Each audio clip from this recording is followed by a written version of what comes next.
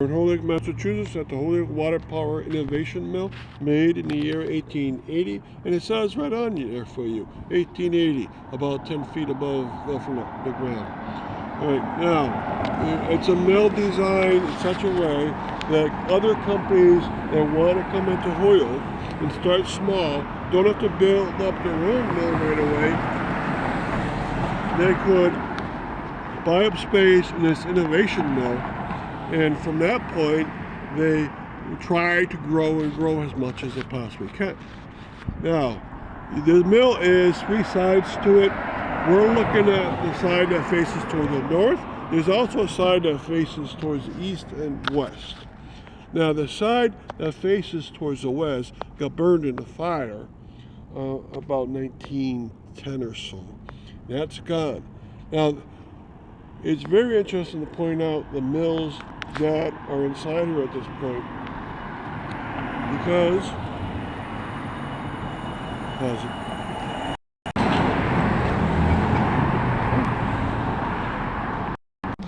okay, so if it was made in 1880, what companies would come in? Well, they're small, but I know a few of them, and it's very interesting to point out some of these cases. And I'm going to tell you what happened to them along the way and what they made. So in the 1880s, very early on, there was a Chadwick imitation sealskin company, and what they made was what it says. And they were trying to compete with other companies that were selling like coats and so forth. This one was just imitation sealskin. And they stayed around in this factory during all the 1880s and 1890s in the space here. And when they moved, they didn't move very far at all. And they still succeeded. And where they moved was right across the street. There used to be a tiny mill up against that fence up there. And they stayed there for another couple decades. And then the man died and they went out of business. Now, how about other companies? Well, Whitmore Paper Company was here, and they succeeded greatly. In fact, they were in the upper mill that faced west, and they succeeded so well in the 1880s and 1890s here that by the first decade of 1900s, they moved down to Canal Street, and the mill's still there, and they had their own paper company going down there. All right, another company that was here was the Holyoke Envelope Company, and they were so very successful, making 1 million envelopes a day.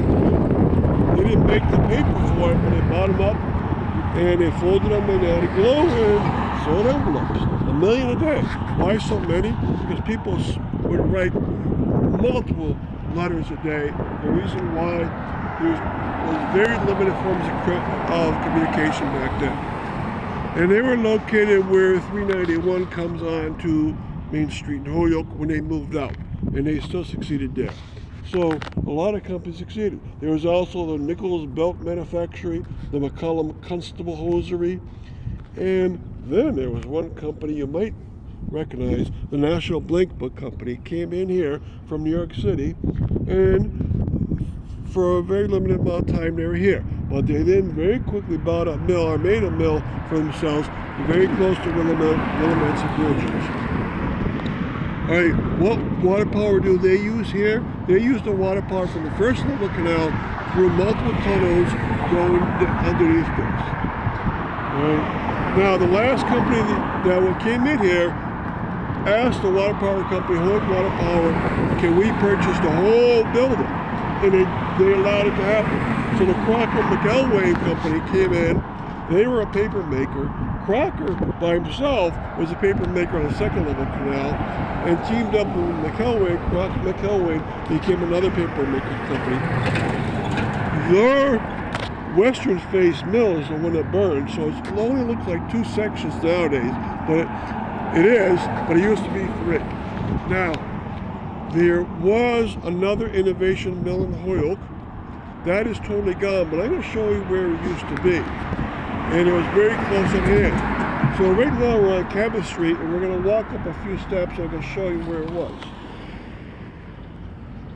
Okay, we're on the edge of this curve here, and we're looking at the far alpaca mill number 3. But if you had come out here from and sometime in the 1890s and in the first decade, 1900s, there would have been a bunch of factories here. The half of them connected together would be the Holyoke Water Power Innovation Mill number 2, and more companies would come in here. This is not it though. Fire Alpaca bought this out by the late 19-teens, took everything down, and then made their own mills here. So this is Fire Alpaca Mill 3 from scratch. But believe it or not, this was an innovation mill before that. So both innovation mills were close at hand. Both of them used the first one used the first level canal. The second one didn't have to, because in 1895, hydroelectric power was being made by the city, and you could have your mills in any location. So thank you for coming on and stop.